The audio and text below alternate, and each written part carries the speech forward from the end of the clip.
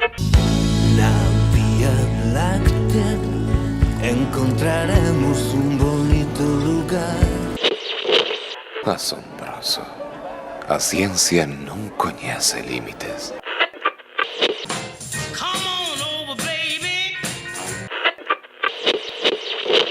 Acaba de sintonizar vostede Baleiro Perfecto.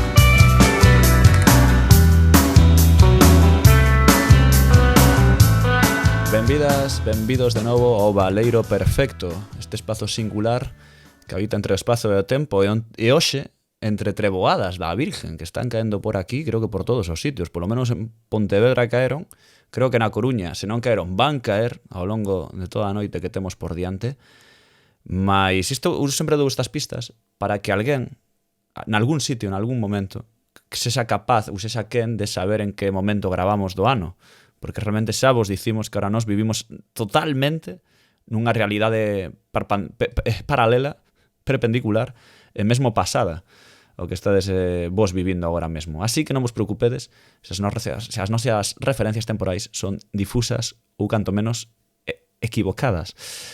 Como sempre, hoxe imos un pouco veloz, imos presentar xa a banda, imos presentar a esta tripulación, e hoxe veredes que ten todo o sentido do mundo falar nestes termos náuticos, ou mesmo galácticos. Náuticos, ou mesmo galácticos.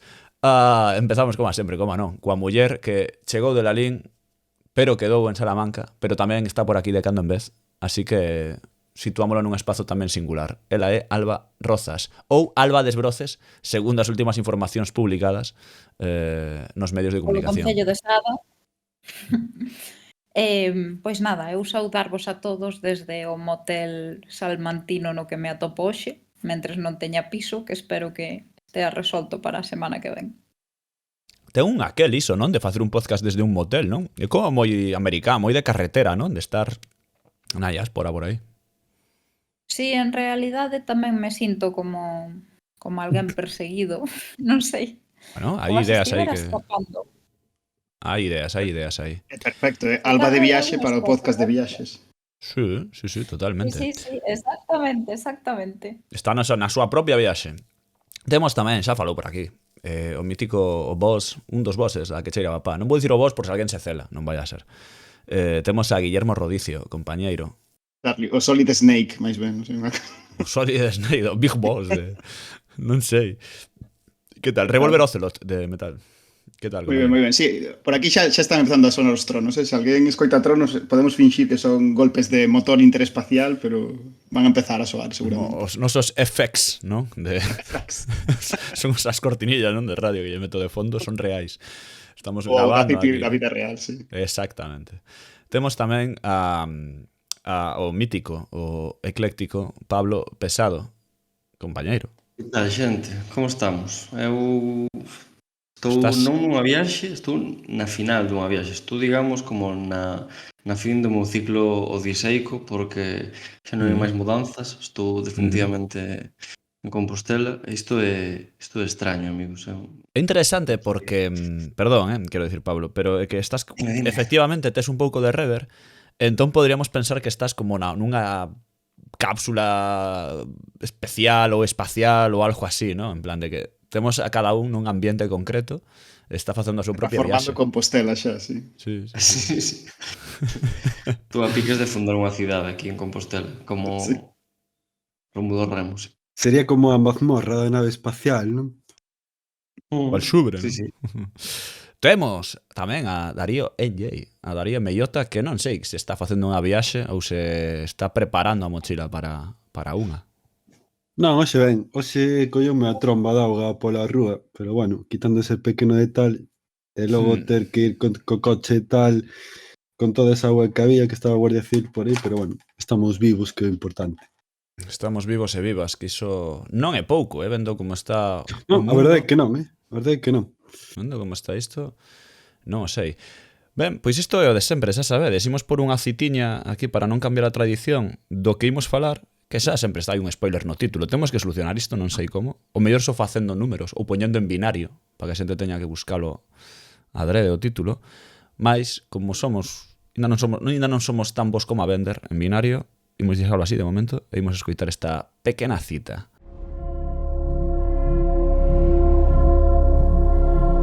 Listos para lle dicir adeus ao noso sistema solar? A nosa galaxia. Imos aló. E sí, imos falar de viaxes interespaciais, viaxes espaciais, interestelares, non sei, teñen así como diferentes termos. O mellor, logo, falaremos, como a sempre, por suposto, no sentido estrito dos termos e das cousas que hai que ter en conta, que somos persoas que atenden moito as palabras e a súa semántica, máis algo diso, non? Alén de todo isto, imos si falar das nosas primeiras veces, non? Dos nosos primeiros bicos coas viaxes espaciais, así que Alba, non sei cando se recordas a túa primeira viaxe espacial ou, se non tiveches esa opción aínda, non es Jeff Bezos, pois sempre nos podes contar a primeira que liches, a primeira que viches no cine ou algunha cousa así, non sei o que tes ti. No, recordo perfectamente a miña primeira viaxe espacial. Foi co Super Mario Land. Un dos primeiros xogos que tiven foi o da Game Boy. Eu teño a Game Boy, a primeira Game Boy que veo ao mundo, e aínda funciona. Teño o resto de Game Boys que houbo, pero non me funcionan. Viva a obsolescencia programada. E o Super Mario Land, para pasar o xogo completamente, a última fase vas nunha especie de nave espacial / avión para matar os monstros. Tamén tes as fases do submarino, etc. Pero na última pilotas. E é unha especie de avión nave espacial, porque realmente, pois, iso. Entón, para min, esa é a miña primeira viaxe espacial. Cando por fin conseguín pasar o Super Mario Land, que me levou tempo. Oye, que bonito, ¿no? Entrar en órbita con Mario. Un momento idóneo. Por se alguén non o sabe, xa tivemos consolas no espacio. O sea, creo que a primeira, non sei se sería unha Game Boy, pero estou convencido de que sí que xa hubo Game Boys no espacio. Entendo que dende aquela seguiron levando maquinitas ao espazo, pero vaya, o da Game Boy estaba convencidísimo de que así foi. Non sei se anteriormente algunha. Pablo, non sei, ti que es así ás veces unha persoa de datos Ni idea, caso. concrecións. Non sabes cal foi a primeira consola no espazo? Ni idea. Pero un bo Podo dato, inventar un dato se queres, Podo dar aquí un dato falso, pero non, ni idea. Pois preguntarei no Movie, a ver se sabemos ese dato, porque un dato Está pensando, chulo. Tremendo dato de Museo do Videoxogo, en realidad. Sí, a mí pareceme... Bueno, serei que son eu un pouco gilipollas. Interesame estas cousas. Guillermo Rodicio, antes de pasar con Pablo, que se estaba por aí, pero Guillermo Rodicio, ti sempre tes algunha cousa interesante que aportar nesta sección.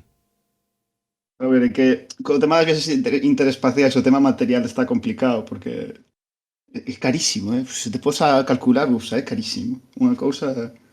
Entón, a única viaxe espacial que podo contar como tal é unha viaxe astral que fixen cando iba en primeiro de carreira. Había un bar en Compostela que se chamaba o Ganímedes, non sei se coñece, creo que sigue aberto, aínda que ahora como cobran por entrar nos bares en Santiago, igual agora tamén é carísima esa viaxe astral. Estamos dando pistas de cando sucedeu este programa.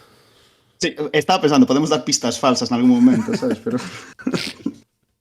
pero vaya, sí, que o Ganímedes, o bar do Rogelio, que sabes que moita xente se chamaba o bar do Rogelio, que tiña detrás unha parte onde estaba todo sempre oscuro con música ska, e dabanche unha mestura de absenta e de María, e se a consumías como nun determinado ratio e tal, conseguías viaxar astralmente. Sí, a verdad que sí, era como entrar nunha especie de corredor moi longo no que tiñas que sprintar moitísimo, e ao do outro lado aparecías noutro planeta, pero sempre eran planetas moi aburridos. Eu creo que estiven como en Plutón, por así, e que non había nada para mirar nin nada, simplemente pues das un paseo por ali e volves. Unha cousa, Ricio, Plutón non é un planeta. Hostia, daquela sí que era. Debate, cuidado. Conste que se fala pouco dese concepto que se introduciu aquí Rodicio, que é planetas aburridos, ¿no? O sea, que seguro que os hai. O sea, ten cabelo, decir, aquí é que non hai nada. En plan, chegar ali e decir... Sí, así cho digo, foron 20 minutos de viaxe, se foi cansadísimo, además, porque, joder, dirías, o dos viaxes astrais que son descansados, pero non, cansadísimo. Claro. O día seguinte unha resaca da hostia, además. Pero que é máis moi similar a chegar a Astorga un domingo. O sea, dice, aquí non sei que que hai, ¿no? Home, Que se fai. menuda faltada Astorga, ¿no? O sea, Astorga Bueno, está que- guai, joder. Non creo, Astorga ten os mantecados Ti es que Dalí, en Plutón está difícil. claro, ti es Dalí e estou che ferindo no corazón. Non é das Astorgas o sei, pero bueno, sei que hai proximidade, non, a fin. Sexa como for, seguimos entón para bingo. Pablo Pesado, ahora sí. Se nos queres ilustrar con algunha anécdota. Non teño nada, a verdade. Todo o que teño é de moi pouca calidade, a verdade. Teño, por un lado, o primeiro recordo, que é un falso recordo, porque eu sei que vin Stargate non no momento en que saiu. Eu non son tan vello como a vos. Tiña 2 anos cando saiu Stargate. Pero teño o recordo de ver esa película e non sei de que vai, non sei que pasa, non sei quen son os protagonistas, ou sei que hai exipcios. E xa está, ese é o meu recordo. E por outra banda, teño o contrario dun recordo, que é como unha aspiración. E a miña aspiración é dedicarme a facer viaxes espaciais a un nivel humilde, en plan, xogar o No Man's Sky, o Elite non sei que, ese tipo de cousas, non? Ou seja, dedicar unha parte da miña vida a meterme nestes simuladores e vivir esta vida virtual de viaxeiro estelar. Pero entre eses dous puntos non hai nada, ou seja, como unha vida moi pouco estelar a min. Oye, casi pensei que non ibas a dicir nada, por un momento. O sea, tive un medo a que dixera non teño nada que aportar aquí. Era unha opción. Nin no programa, ¿no? O sea, ¿no? Molaba, ¿no? Tamén. Darío, ti que? A ver, eu teño varios, pero bueno, sobre todo o principal foi no planetario da Casa das Ciencias, que bueno, meu irmán e eu, como éramos moi fans da astronomía de pequenos, bueno, seguimos sendo agora mesmo tamén, pero de pequenos moito, íamos moito ao que é o planetario e joder, en plan, flipábamos aí cas estrelas e tal.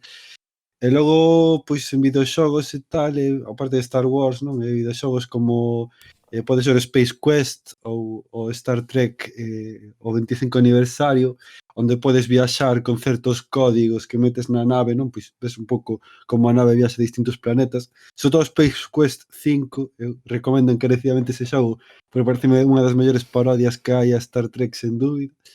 Pois un pouco iso. O sea, que me costes videoxogos, tamén videoxogos de Star Wars, creo que era o Claro. T-Fighter, non? Creo que tamén podías, era como un simulador de voo, o Rogue Squadron, etc. Este tipo de videoxogos, non? Pola miña banda, o concepto interestelar ven de... O sea, a primeira vez estou moi convencido de que pensei, claro, de cousas que viñan de fora, non? Ou que podíamos ir a outros planetas. Foi con Transformers, porque eu tiño os cómics de Transformers, claro, viñan de... Non é Krypton, ese evidentemente o de Superman, pero ten un nome de...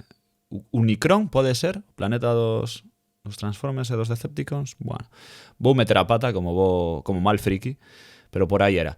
Total, que os Transformers viñan dali, e claro, dixen, hostia, claro, veñen de outro planeta, esta xente é a hostia. Me parece moi interesante o tema. Mais logo eu veño aquí a reivindicar unha película de Disney totalmente infravalorada que se chama O Planeta do Tesouro, non? De clara inspiración en Robert Stevenson e tal. Pero é unha peli que vin aí nada uns días. Sí, vin aí uns días de novo e pareceume flipante o ben que está a realidade. O sea, dixen, que boa película de aventuras, que bo concepto este dos piratas espaciais, non?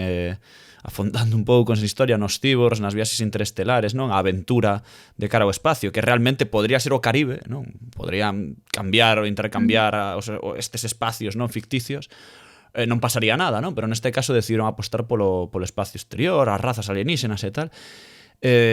Moi boa a película de Disney, non? Que xunto con Titán xeran un par de películas bastante curiosas, non? Na miña infancia sobre o espacio e a exploración e todo isto, que me parece sempre a reivindicar unha boa historia, non? Entón, pois o principio de Titán marcoume de pequeno a min, É que son pelis moi... É un principio jodido, o de Titán Sí. Aproveitando para reivindicar, que falas de Transformers, eu quero reivindicar Transformers, pero a de Beast Wars. Beast Wars. Tiño o videoxogo no PC, tío.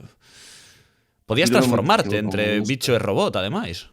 Sí, teño un montón de bonecos desa mierda. Estaba guapo. De bonecos, sí. O día que perdín a Cheetah, que se chamaba algo así, porque era o leopardo, foi un dos días máis tristes da miña vida. Perdino na rúa. Nunca vi un baixón tan... O sea, nunca volví a chorar tanto, creo, na historia. Na historia. Pero bueno, Beast Wars. Había unha serie tamén, verdade?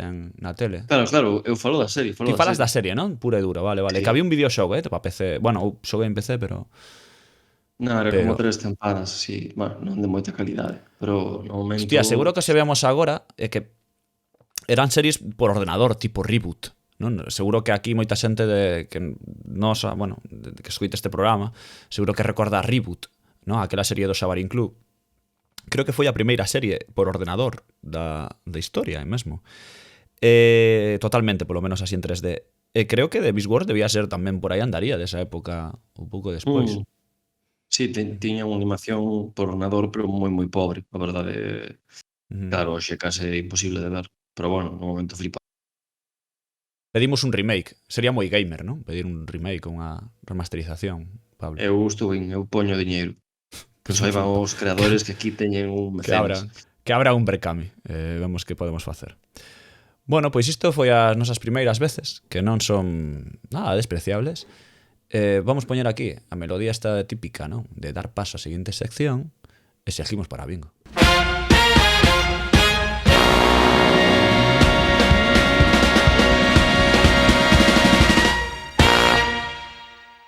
E xa estamos aquí para definir un pouquiño a cousa, a movida, non? Definir a nosa historia, porque xa sabedes que non nos valen as definicións do diccionario, senón que imos un pouco máis aló.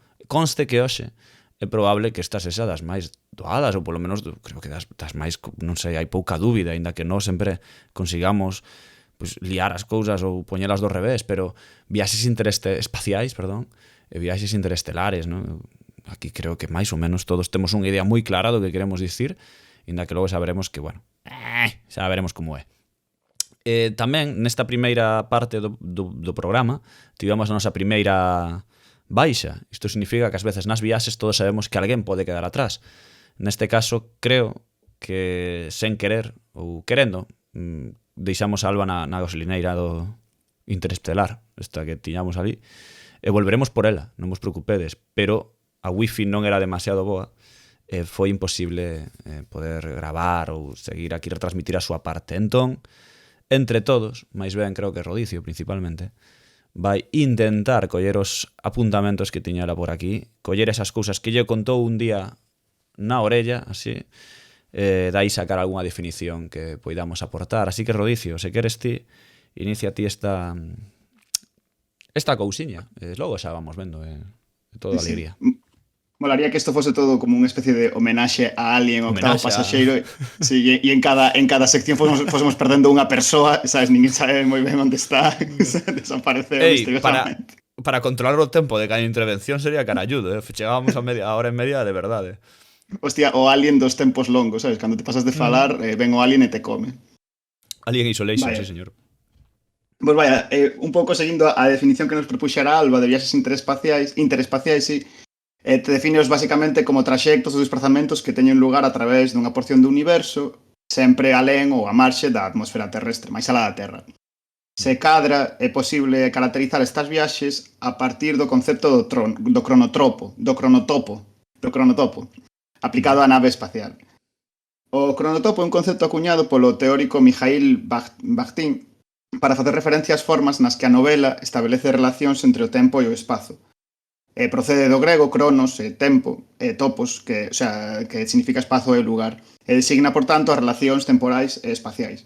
É un termo utilizado tamén no ámbito científico debido á teoría da relatividade e á súa concepción do tempo como cuarta dimensión. Isto é algo que despois retomarei cando fale das traxedias, pero en literatura expresa o carácter indisoluble do espazo e do tempo de xeito que a partir da unión espacio-temporal xorden os distintos temas literarios. En palabras de Bakhtin, é a conexión intrínseca das relacións temporais e espaciais que se emprestan artísticamente na novela. O termo empregado en matemáticas se foi introducido como parte da teoría de relatividade espacial de Einstein. O que nos importa é o feito de quen expresa a imposibilidade de separar o tempo e o espazo, o tempo como cuarta dimensión do espazo. De acordo con isto, as viaxes interespaciais poderían caracterizarse polo cronotopo da nave, ou artefacto que permite a viaxe alén ou a marxe da atmosfera terrestre, pois é o lugar no cal o argumento se desenvolve. Leva asociado unha temporalidade e unha espacialidade concretas, e permite crear os feitos narrativos, que é un pouco do que fala noutros podcast Alba moitas veces de esos estudos espaciais das novelas ou os artefactos artísticos, pero o sea que hoxe é especialmente relevante porque estamos falando precisamente desas viaxes nun entorno especialmente agreste como é o espacial, non? Pois totalmente. As viaxes, non sei, isto pregunto abertamente. Interpretamos viaxe interespacial como interestelar do mesmo xeito para nós? O sea, cando falemos aquí, imos utilizalos como sinónimos, vos credes? Home, A min- realmente, se viaxas entre, por exemplo, a Terra e Marte, xa é un viaxe espacial, non? Sí, Calquera ou cousa incluso- que vai alén a Claro, atmosfera, eu conto. Efectivamente, incluso da Terra á Lúa ou incluso mesmamente unha órbita, non? Ese sería un viaxe espacial tamén. Oye, notas este de Red Bull que saltou dende moi alto xa a viaxe espacial? É que ese creo que non saiu da atmosfera. Ese creo que non entón contaba aí- para como tal, pero creo que o Claro. que fixo Jeff Bezos dende logo que sí, que era Sí, sí. contaba No, como bueno, de Jeff Bezos creo que había un debate, pero non estou seguro. Hostia, pois eu creo que Ah, non, perdón, precisamente- perdón, era o de Virgin Atlantic. O de Virgin exacto, Galactic, que fuera non- anterior, que ese sí que no creo que Sí. chegara, pero bastante menos abaixo, ¿no? Pero bueno, que estivo 5 segundos, creo, no espacio de Jeff Bezos. De feito, creo que a NASA non lle deu un recoñecemento. O sea, que non recoñece como viaxe espacial, Non lle deron unha pegatina, va por Dios. Non, porque creo que che dan como un pin ou algo, e non é coña. El como que fixo un para el mesmo, sabes? En plan, non, porque a NASA non lle daba un. Que puto Mi divinante. casino, mi Pode propio haber algo casino. máis fracasado que iso. Ter que A peor autoestima da historia. O sea, ter Increíble. que facer o teu propio premio, tío. O sea, hai algo máis Xa- fracasado que Xa é ridículo que só estes 5 segundos no espacio, joder, ou 5 Bueno, minutos, sabes? pero que non sei loser, canto tempo ¿no? estivo, pero moi pouco. Bueno, non quero rajar Máis excesivamente loser, hoxe, sí. porque non estou aquí moi hater, pero que loser, tío, que pasada. Eu estive máis tempo en Plutón, joder. Bueno, eu quería de entrada, non? Ahora que falamos un pouco de viaxes espaciais, de interestelares e bla, é curioso porque forma parte dunha ciencia ficción que para min é durísima, xeralmente, non? Que exixe un coñecemento previo moitas veces, mesmo científico, non? Porque en moitos dos libros nas que suceden estas viaxes ou moitas ficcións que suceden normalmente tentan moitas veces a facer unha justificación da viaxe, hai unha tecnoloxía que o permite, non? De algún xeito, e normalmente inda que non estén explicadas ao 100%, si tentan darlle certas explicacións, non? E ás veces mesmo forman parte da trama absoluta, non? Como en Dune, que realmente o planeta Dune o que é rico na materia que utilizan para mover as naves espaciais, non? E todo isto. Bueno, non mover as naves, senón facer as viaxes de longa duración e longa distancia. Fora diso, a mí é curioso como na cultura popular a viaxe interestelar está totalmente ben levada e ademais manexamos unha cantidad de coñecementos sobre física sobre a maior tecnoloxía, poderíamos decir, pero bastante física, que me sorprende, non? Porque temos unha cantidad de vocabulario que realmente moitas veces pues, mesmo entendemos, non? Falo de parsec, falo de hiperespazo, non? Pensando no hiperespazo de Campbell, logo, se queremos, se temos tempo explico a calé, pero que entendemos por hiperespazo, que sabemos todos. Pero vaya, ano luz, ranget, buraco de gusano, non sei, vos como vedes esta función dentro da cultura popular, non sei, eu sabedes que me gusta moito falar de cultura popular porque sempre é algo que me interesa, pero pareceme moi curioso, non? Porque a viaxe interestelar require eso, non? Require coñecemento. E aí sempre creo que temos por inercia, por de aquí e da colá imos collendo cousas que realmente son difíciles de entender, non, Rodicio?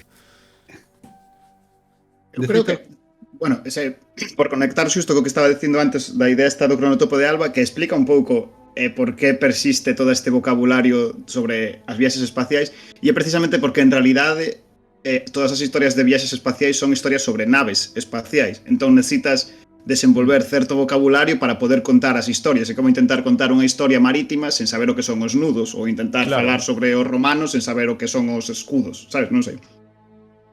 O sea, desenvolves toda unha serie de vocabulario asociado ao que é o cerne da historia, que é a propia nave, porque en realidade o espazo non hai nada, non?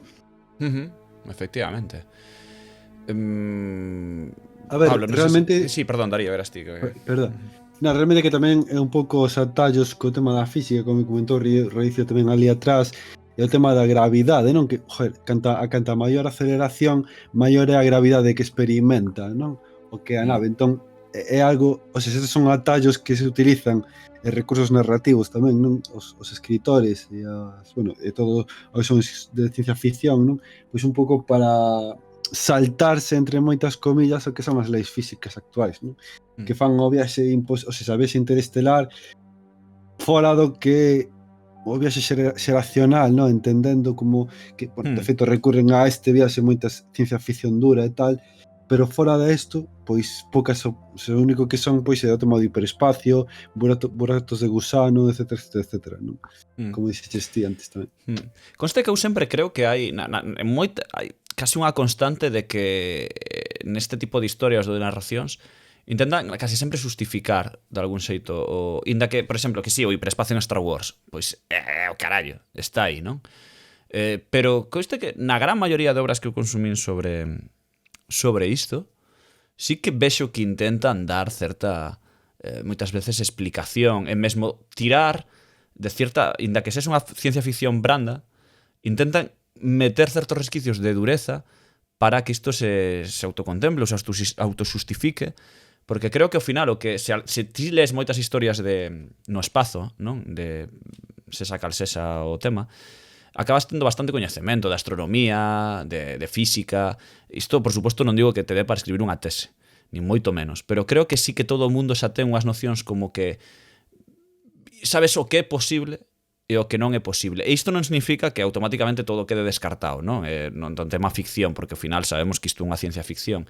Pero sí vexo que normalmente o autor tenta disfrazar esa viaxe máis ou menos de algún xeito. Non sei se vos tendes esta percepción tamén a hora en xeral, digo. Ou mellor equivócome, quero decir, pero... Eu estou de acordo, menos, digamos, na parte que encaixa a realidade da ficción. Explícome.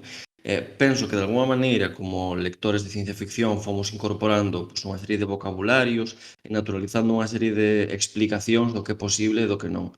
Ora ben, non quere dicir que o que creemos posible no espazo sí que o sexa, ou que o sexa por boas razóns no universo real, non?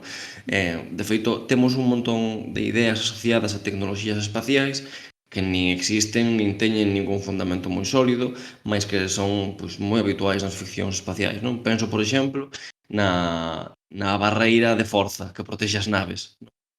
É unha tecnoloxía básica ABC das naves espaciais que se basea no principio físico de saeme dos collós, basicamente. Non hai unha boa xustificación, pero válenos. E iso, existe esa barreira feita de boas intencións, permite facer unhas escenas de acción moi interesantes, porque claro, se non metes un cañonazo a unha nave espacial, queda aí no medio da nada, morre todo o mundo e acabouse a novela, non? Sí. Eu conste que creo que, por exemplo, a medida que pasaron os anos, sobre todo no cine, por exemplo, sí vexo que se volveu cada vez máis duro o tema das aventuras espaciais en xeral, do cine espacial. Sí que cada vez volveuse moito máis exixente nese sentido da realidade. Creo, ese tema do que falas ti, non dos escudos e destas carallas, moi Star Wars ou moi Space Opera, ou acción pura e dura, sí que vin que se iba un pouco diluindo con aventuras tipo, por nomear títulos máis modernos, non? Como Passengers ou como as últimas de Alien, non? Que intentan desdibuixar un pouco isto, non? O mellor isto é unha moeda demasiado ao aire, non? E hai un pouco sempre de todo. Pero eu creo que as últimas así que consumín de ciencia ficción sí que vexo que intentan ser algo máis durechas neste sentido. Interestelar, non? Que tamén pode ser un exemplo de seriedade incluso algúns tropos máis pequeniños que eran totalmente delirantes por pura efecto plástico, porque unha cousa que me encantaba e que ahora xa é como inaceptable era o tropo este de que cando se saías ao espacio non tiñas escafandra, por decirlo así, explotaba a cabeza. Sí. Ese tropo encantábame, tío. Ese tropo me parece unha idea brillantísima que é totalmente anticientífica, pero ahora é inaceptable. E penso, por exemplo, na última peli de Star Wars onde Leia fai esa viaxe como, bueno, de superheroe, que claro, nunha peli dos 80 teria explotado a cabeza e que perdimos aí tamén. Joder, a verdade é que sí, non? Total. Hostia, imaginas que esto... Es que me estoy imaginando de fatal, por favor, que alguien continúe con otra... Que meta otro... Pero está guai porque no fío do que di Rodicio non acaba de haber un consenso sobre como debe reaccionar unha cabeza sen casco no medio do espazo.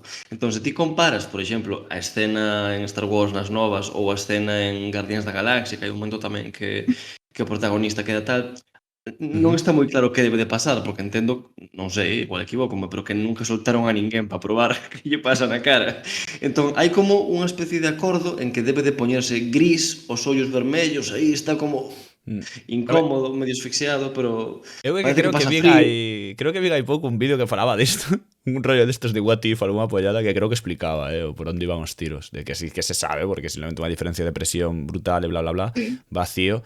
Entón creo que realmente máis que estupar, en todo caso sí que sería bastante o contrario, rollo de quedar seco como un can, en plan de dentro frío a presión e tal, que sería un problema. Estas cosas que temos a sensación de que avanzamos, máis en realidade son como simplemente que adoptamos novos consensos que nos parecen máis aceptables e non teñen por que ser. Por exemplo, estaba pensando na peli esta protagonizada por Sandra Bullock, a de Gravity, que de Alfonso Cuarón, que no cine é moi impresionante. A mí no momento no cine si me chamou moita atención e tienes unha sensación de como de hiperrealidade. E despois hai os típicos vídeos de YouTube que explican todas as cousas que non son científicamente correctas e algunhas cousas que están baseadas en cousas científicamente correctas pero que están empregadas de maneira que resulta máis dramático ou máis interesante dramáticamente, ¿no? É interesante. Sí. Sí, no, e que voy a decir, que a mí me gusta no cine sobre todo como a hiperrealidade se consigue simplemente quitando o son nas escenas todas do espazo, non? Xa está, xa parece máis real do que realmente era, non? Isto conseguiuse en Interestelar, en Gravity e tamén na outra de Ad Astra, a de tal, non? Que afondan moito nesta idea de o silencio de sepulcral do espazo, non? E pareceme que esa é algo que vimos moito últimamente, polo menos creo que todos vimos moito esta nova, como disti, non? Que pode ser iso, tendencia ou novas convencións, novas convencións de como imaginamos o espazo. Tamén diría, así por arroxar ideas que se me ocorren, que hai como un menor interese no que acontece dentro da nave, que cada vez se mostra máis o que acontece fora e o espazo propio da narrativa espacial é máis pois o planeta, e xa non hai tanto esa idea como do interior, non? Da tensión entre compañeiros, tal. Por exemplo, as de Alien, cada vez máis parte pasa fora da nave, no planeta ao que chegan, e non tanto iso.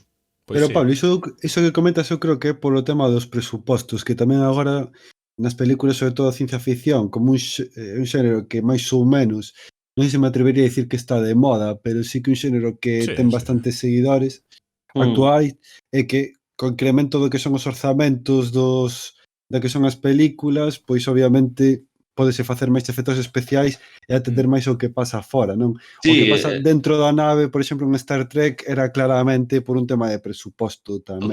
Totalmente. Non só polo tema de orzamentos, non tamén simplemente pola mellora na tecnoloxía da pantalla verde e outras novas que van aparecendo relacionadas que sí que permite construir un exterior imaginario, non? Pero bueno, se pensamos no literario onde non hai escoitaseme. Volveu a nosa alma.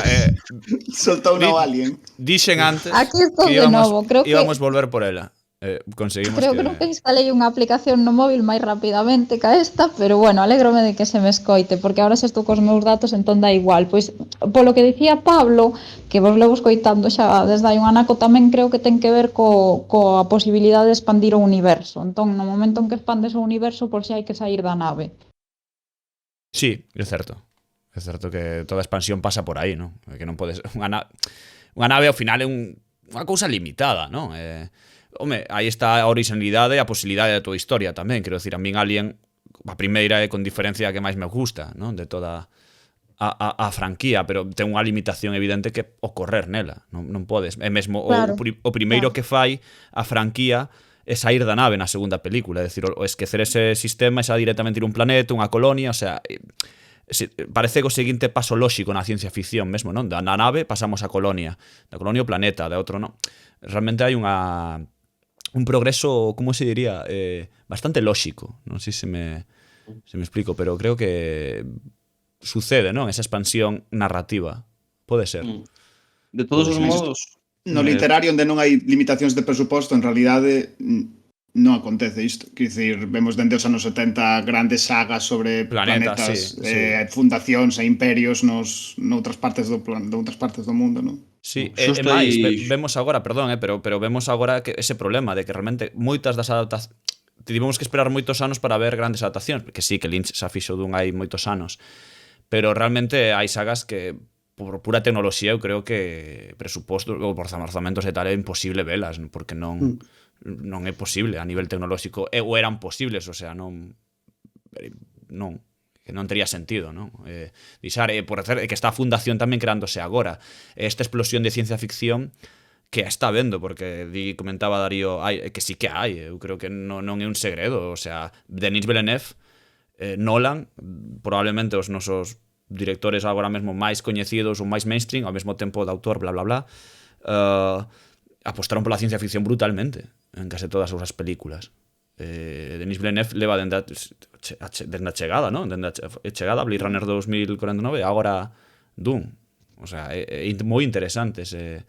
Bueno, a mí parece moi interesante, vaya, que un tipo como a él decida apostar pola ciencia ficción. Sobre todo pareceme moi bonito, pola fiña conta, vaya, que son o que disfruta, non? Pero vaya, perdón, Pablo. Non, ia comentar simplemente a raíz dunha cousa que comentaba Rodicio, que efectivamente a preocupación polas grandes viaxes espaciais e pola nave espacial como cornotopo, como vehículo, como espazo da ficción, que é bastante serodia. Dicía dos 70, sí, segunda metade do século XX, se cadra, mas iso non evitou que antes houvese ficcións de viaxes interespaciais, digamos, non? E con antes non quero dicir século XIX, quero dicir moitísimo antes. Temos xa a primeira obra de ciencia ficción occidental, que adoita ser chamada, de A historia verdadeira, de Luciano de Samosata, que fala dunha viaxe á Lúa e como serían os seus habitantes, os selenitas, non? É curioso porque parece que toda esta bella ciencia ficción, proto-ciencia ficción con viaxes espaciais ata a nosa modernidade, ata a segunda metade do século XX, preocupouse polo tema sobre todo en relación á Lúa. Antes da viaxe ao espazo en xeral, como a noción do espazo evidentemente non existía ou non estaba tan definida ou era definida noutros termos, tipo o éter, non? Pois o que preocupaba era fundamentalmente a Lúa, que era o planeta máis facilmente observable por calquera persoa. Hai unha esfericidade evidente que o Sol non permite porque está ardendo. Facer unha viaxe ao Sol non resultaba tan atractivo. E este tópico vai ser continuado prácticamente ata o século XX. Tamén en tradicións non occidentais, por certo. É o caso do Taketori Monogatari, conto do cortador de bambú, que ten unha versión ao estudo Ghibli que se chama O conto da princesa Kaguya, que é unha maravilla. É do século X a historia, e fala dunha visita dunha princesa da Lúa á Terra e como finalmente é buscada pola súa familia, reclamada para a liñaxe selenita. Estas ideas aparecen en moita... Perdón, Dime algo. Pablo. Deso hai do conto que estás dicindo da princesa da Lúa, hai unha reinterpretación nunha das pelis de Sailor Moon. Nada, breve nota. What the Sí. Conseguimos meter? Sí, conseguiuse. Está pasando e agora non sei, podedes deixarme sen conexión se queredes, pero sí, porque acabo de recordar o nome e é unha das pelis de Sailor Moon, sí. Eu penso que en xeral todo o universo Sailor Moon Sí. hai moitas referencias ao da princesa Kaguya, pero non só, tamén en Naruto, a inimiga final é a princesa Kaguya.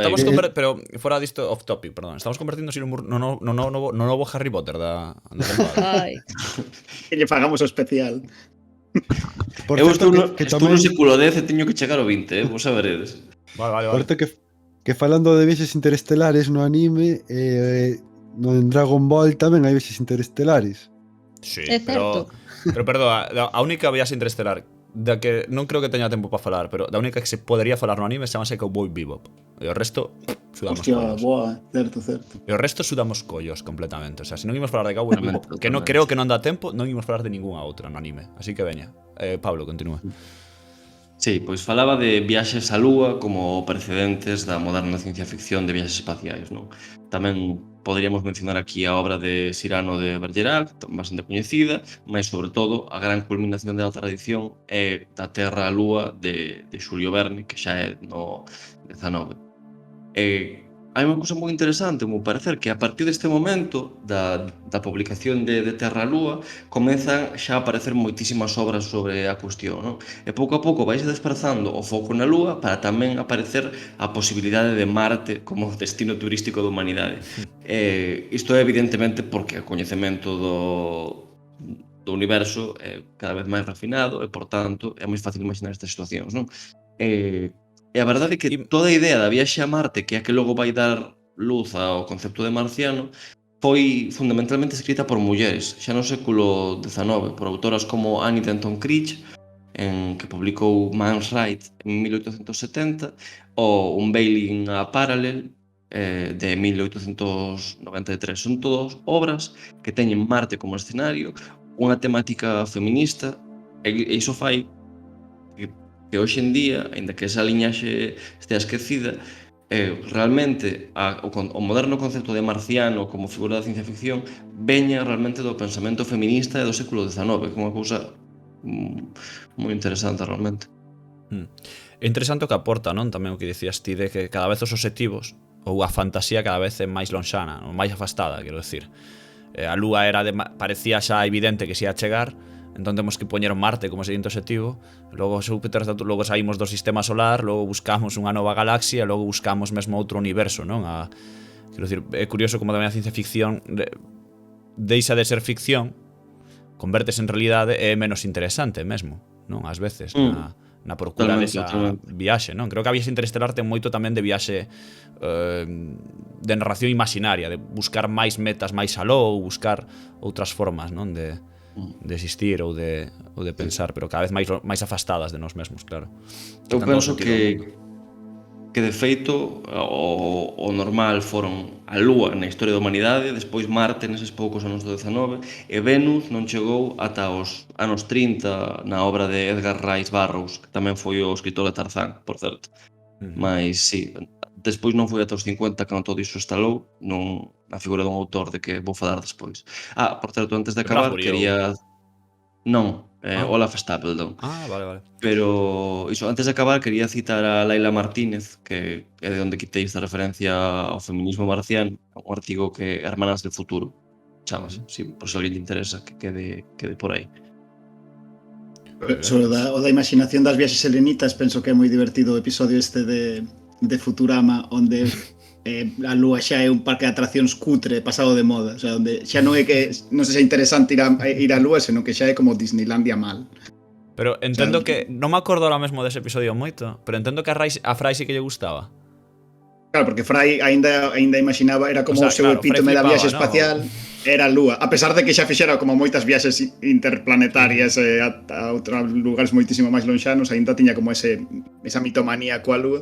Home, pero o resto da sociedade xa superara claramente. Máis alá das ficcións, non? Queremos para cerrar un pouco este primeiro melón de definición, pasamos a afondar no pozo e cada que pois vai sacando as súas cousas.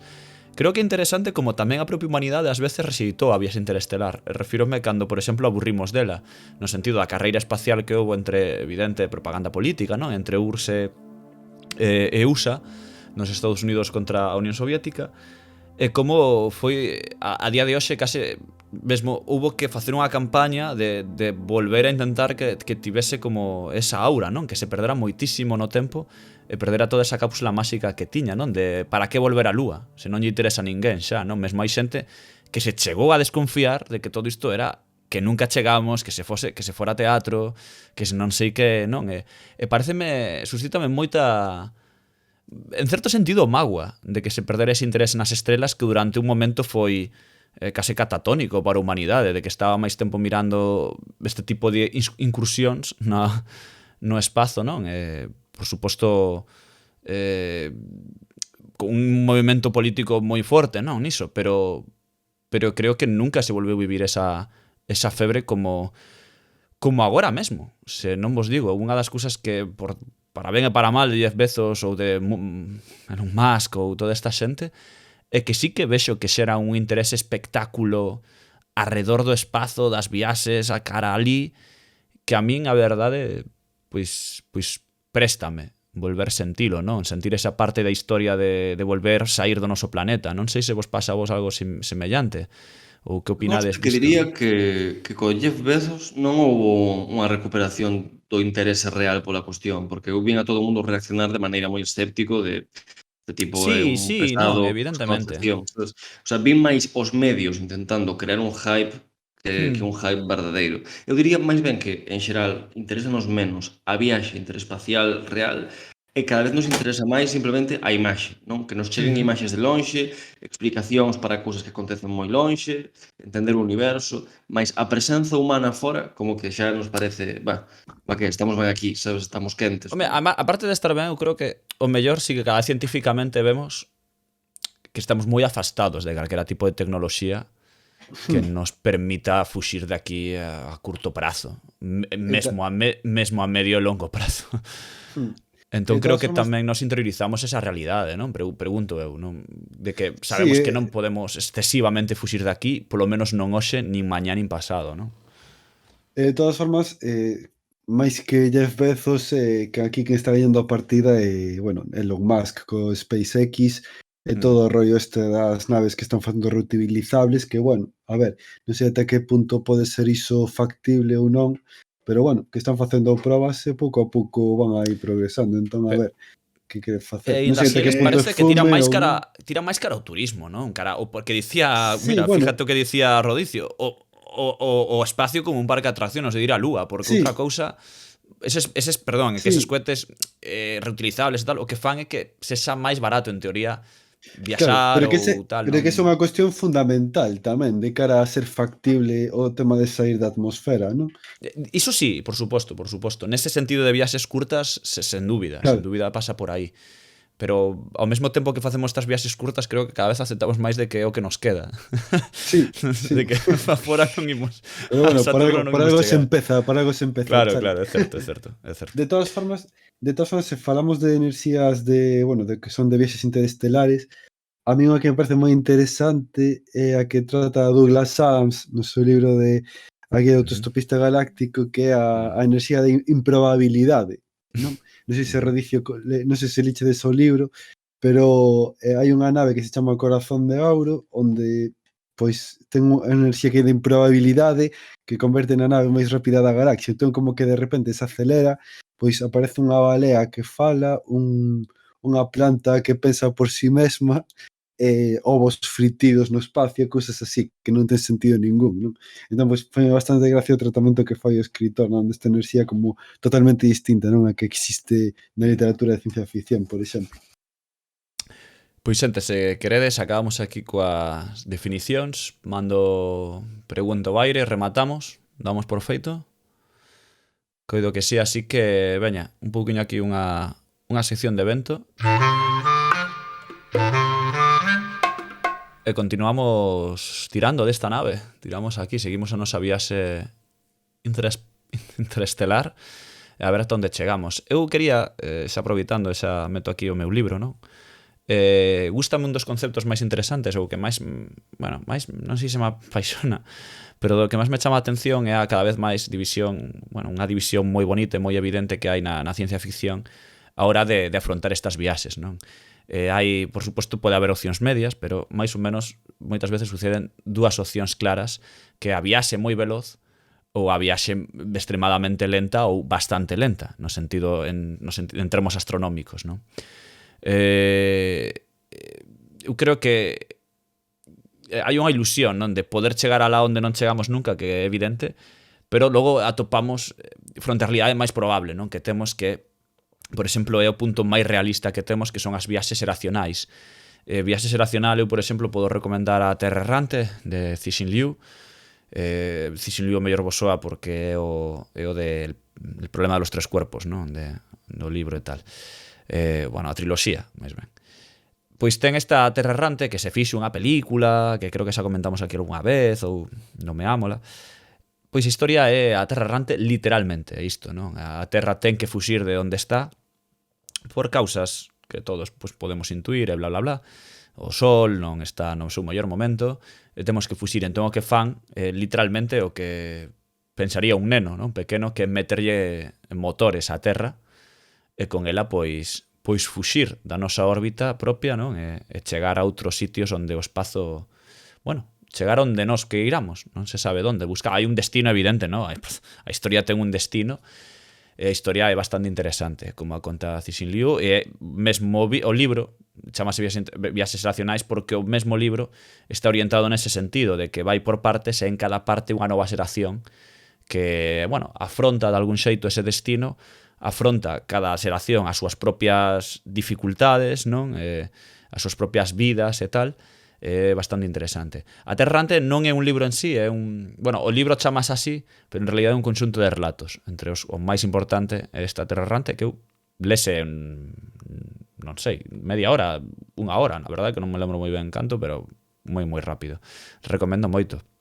Logo teríamos, nestas viaxes lentas, temos a suspensión da vida ou criosinización, que eu sempre falaría desta como termo medio, porque para o que o vive, realmente é quedar dormido e despertar, non? É realmente bastante rápida. Pero para o resto da humanidade, evidentemente, do espazo, o tempo non se detivo, non? Daí a que realmente esa unha especie de, como se di, suspensión da vida, criosinización e tal, porque eu creo que máis que suspender a vida o que fai é que morra o resto e ti sigues vivo. Neste sentido temos exemplos de Passengers, a película de Morten Tildum que xa mencionei antes, que a de Chris Pratt e a rapaza esta Jennifer Lawrence. Jennifer Lawrence. Sí. Creepy película.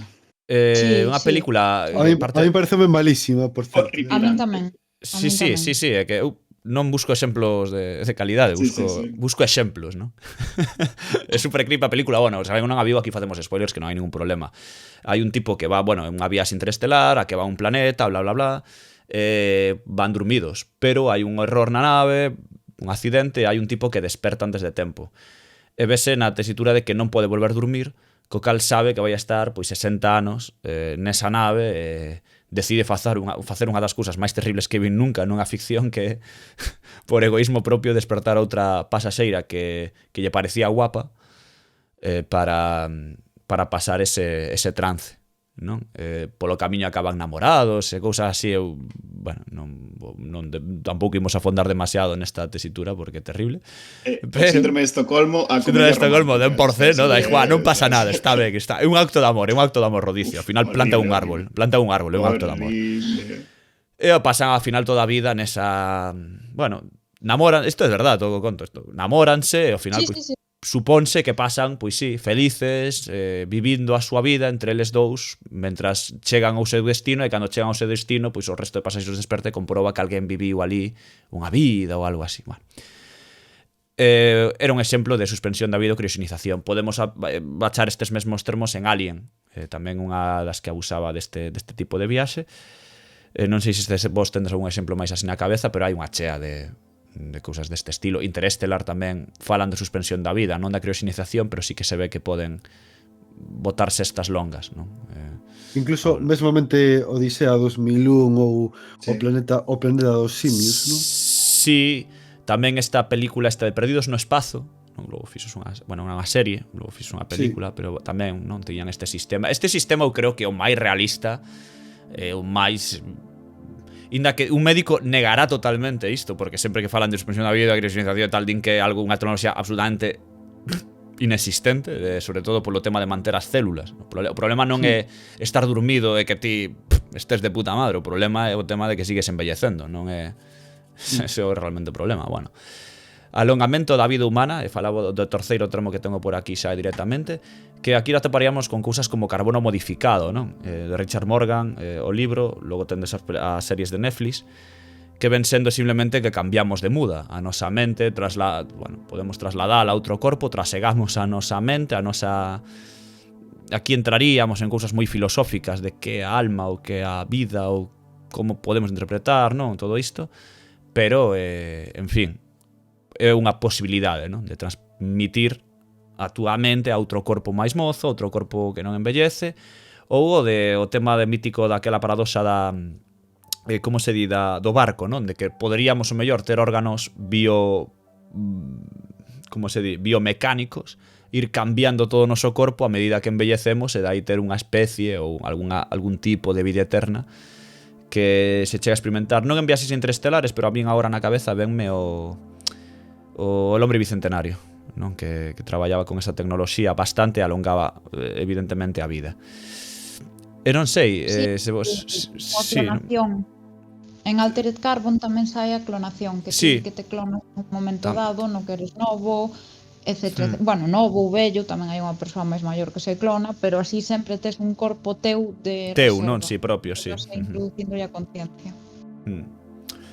Bueno, non sei que se queredes comentar algo destas cousas, por min xa pasamos a outra historia, pero bueno, comentar que a mí sempre me interesou esta idea, non? Da viaxe veloz, que pero bueno, da veloz non comentei nada porque creo que é a máis evidente, a máis que seguro que comentades vos logo moito, que a hiperespacio, non? De temos un buraco de verme que se non atravesamos e automáticamente ou en un lapso moi breve de tempo estamos noutra punta do universo. Que sorte, que alegría, outro perrito piloto, non? Bla bla bla. Eu sempre neste caso sempre evidentemente falamos de algo moito máis de ficción, non? Na viaxe veloz realmente é algo que nin nos achegamos a entender nin nada. Visto, sempre se explicou na física, sempre se explica de que o problema da velocidade da luz é que non sabemos nada que poida ir por riba da velocidade da luz, co cal non podemos baixar logo por baixo da velocidade da luz. Non sei, isto por lo menos o que lín, sei que o estou explicando moi mal, pero é unha das cousas que ten este programa, que non dá tampouco tempo a falar de todo, pero que é un problema, vaya, para nós, non? Esa mítica cousa de vai 3 veces la velocidade da luz, pois non, fillo, non, esa merda non pasa. Pero estaría ben. Quería engadir unha cousa a túa tipoloxía, Carlos. Porque, o sea, está moi ben, recolles moi ben a ficción científica contemporánea, mas hai unha viaxe posible que queda por fora, que porén é a máis típica, a máis tradicional no espazo da literatura humana, digamos, non? Que é a viaxe instantánea por proxección astral, como lle pasou a Rodicio. Sí. Isto parece unha parvada, pero hai unha cantidad de literatura con este tópico inxente, non? Que normalmente pois unha persoa queda dormida ou desmáiase ou o que sexa e experta noutro planeta, non? É evidentemente un tipo de ficción anterior a que se coñecese a tecnoloxía de foguetes espaciais. Claro. Non era imaginable que tipo de dispositivo che permitía viaxar fora. Simplemente que non existía un globo. Non, sabes que non, tampouco, non? Entón, en fin, imaginábase pois o sono, a proxección, este tipo de cousas. Tan é así que mesmo na metade do século XX, o libro de que vou falar, que se chama The Star Maker, que é un dos grandes fundadores desta idea de espazo como un lugar amplo, non simplemente a distancia que media entre a Terra e a Lúa ou Marte ou o Sistema Solar, senón como unha especie de lugar infinito en que acontece todo tipo de cousas. Pois esa novela, digo, tan relevante para a ciencia ficción moderna, comeza cun home que está na Terra e perde a súa consciencia, non? Nota como lle sae do corpo, ascende e vai cara arriba. E a partir de aí convértese nun explorador do espazo que viaxa só en alma, en consciencia polo mundo, tamén polo tempo, descubrindo pois todas as civilizacións que hai polo universo, como reaccionan entre sí, e quen é o verdadeiro creador dese mundo. En fin, é unha obra moi extraña para os cánones de hoxe en día, porque é prácticamente unha especie de bestiario, é dicir, un capítulo 2, a sociedade dos simbiontes, non? Contache, pois, como viven nun determinado planeta, nunha determinada galaxia, unha especie. Pero é interesante por iso, porque comeza con unha proxección astral, mas despois comeza a imaxinar tecnoloxías alternativas de viaxe no espazo, non? Como dentro de miles de anos terían solucionado pois, os seres do futuro para viaxar.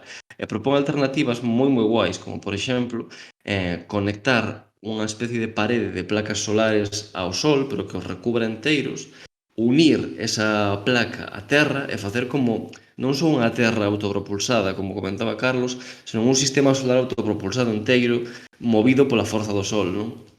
Se pensamos nestas cousas de ciencia ficción que aínda non tiña os tropos tan asentados como a nosa, non? O sea, non era tan típico este tipo de imaginacións de, pois, a barreira de forza ou a rotopropulsión, cousas que hoxe damos por feita. Pois atopamos un montón de ideas moi tolas, moi interesantes, que non chegaron a collar de todo, pero que están aí. se transformaron. Esta que comentabas da cúpula está na idea das sociedades sociedades dos tres niveis de sociedades en función de canta enerxía son capaces de aproveitar, Sí. non? De aproveitar parte do planeta, toda é da estrela, non? Espera, E de Que Dyson, nesta novela de Star Maker hai moitas ideas que logo van a centrar na ciencia ficción. Por exemplo, o concepto de imperio espacial Olaf Stapledon, que o crea. Ninguén antes fala desa concepción, pois iso, dunha sociedade que vai alén do planeta dominando outros. Non existía, simplemente. Claro, que esta sociedade, según a tecnoloxía interestelar, que permite o viaxe superlumínico, non podería existir un imperio así, en teoría, non? Por falta de comunicación. De feito, isto mesmamente creo que fala Asimov na Fundación, non? Algo así, trata por enriba. Se lles invertizaron os americanos aos ingleses, non se van... Claro. Eu recomendo moitísimo porque, aparte, é un clásico que foi esquecido, prácticamente ninguén o lexa, e de verdade que case todos os tropos veñen de aí, e hai moitos outros que non perduraron, es que son ultra interesantes. Alba, creo que ti querías comentar algo interesante que me parece bastante chulo, que é o de presentarnos algunha das naves antolóxicas ou míticas ou lendarias porque xa que falamos de viaxes interestelares, pois non é o mesmo falar dun Clio que dun Ferrari, así que o mellor pois tes aquí exemplos. Sí, eu pensando no concepto de cronotopo que presentamos antes, pois vou poñer do tirón exemplos que son moi de naves espaciais que creo que representan moi ben este concepto. O primeiro deles sería a USCSS, que é a Nostromo, a nave espacial de Alien, e que considero que se pode definir como cronotopo porque remite a un tempo e a un espazo futuros en sí mesma. Basicamente representa un tempo e un espazo futuros en sí mesma. Trátase dunha nave automatizada, capaz de voar en piloto automático, supervisada por unha intelixencia artificial propia denominada NAI. Ademais era un ordenador, porque disto fixeronme traballos os meus exalumnos da USC, ao que lle faltaba a letra M, creo. Pero iso, un ordenador destes tochos que hoxe se decimos Dios, usa máis desfasada. Esta inteligencia artificial denominada NAI podía supervisar a nave mentre a tripulación permanece en animación suspendida. E a nave está equipada cun módulo de escape, coas súas propias cápsulas de hibernación e motores subluz para as viaxes interplanetarias. Entón, se o pensamos un momento, a nave funcionaría como cronotopo porque a meirande parte da película desenvolvese nela. Prácticamente a totalidade, non? Salvando a pequena planeta que clásicas consecuencias. De feito, é o único espazo que o alien coñece, e por iso se convírtese directamente nun hábitat que domina, e por iso vai acabando con toda a tripulación, porque incluso chega a dominar máis que a propia tripulación e condiciona, polo tanto, o desenvolvemento da acción. Se non houbera nave, non teríamos alien. E agora outros dous exemplos moi famosos e despois Momentillo, espera. engadides vos.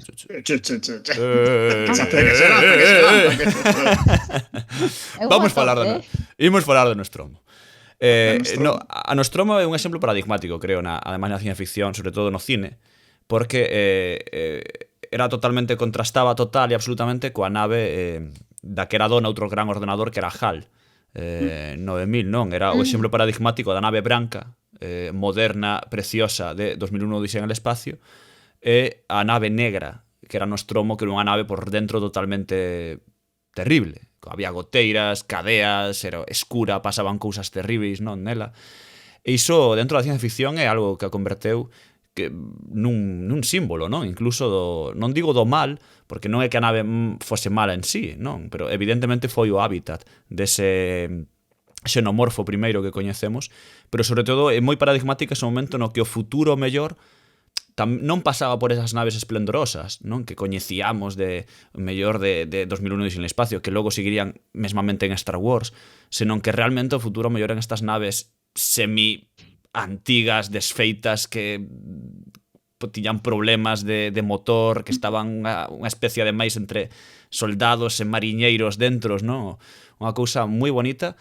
Aí sempre me molou, me pareceu moi interesante esa representación, e ademais tan rauda no tempo. Falamos de 1979, se a memoria non me falla a película de Alien. Porque non é tan revolucionaria, pero é moi interesante a idea do cronotopo para aplicado a Nostromo, porque en realidad a Nostromo como que recicla a idea de outro cronotopo, que é o da casa gótica nas pelis de terror. Fala como dunha especie de futuro xa decadente onde hai elementos pues eso, de escuridade, de cousas podres, de cousas que non funcionan ben de todo, pero que nos fala dun pasado donde funcionou moito mellor, non? Como que a Nostromo en algún momento foi a nave máis moderna para transportar cousas por o espacio cando era un sitio espectacular, non? Pode ser. Alba, continúa se queres. Un segundillo, Sí, eu eso- quero eso dicir algo como máis é- da Nostromo. Pablo, levanta a man, entón. Penso que ides estar de acordo, ademais. Sí, sí. Que se a Nostromo é unha boa nave, un bo espazo ficcional, digamos, a Sebastopol, flipante.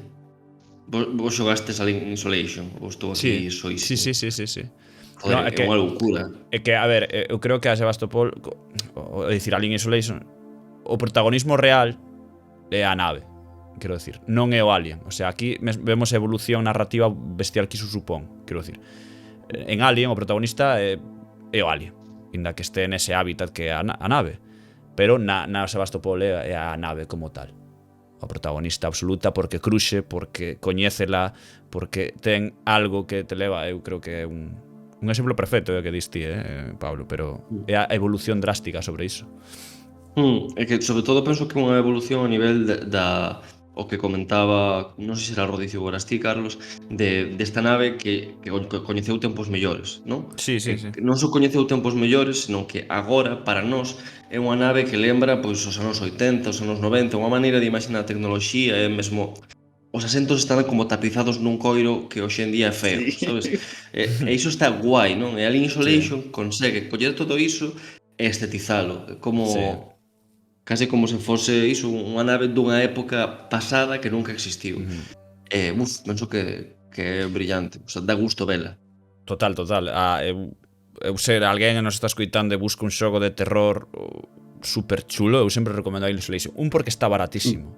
E dous, porque é unha barbaridade de xogo, creado ademais por un estudo que non trata moitas estas cousas, pero tivo este bombazo que, bueno, Creative Assembly, que por certo ali traballa a miña compañeira de podcast na Grutiga Zamaluque, Anita Veloso.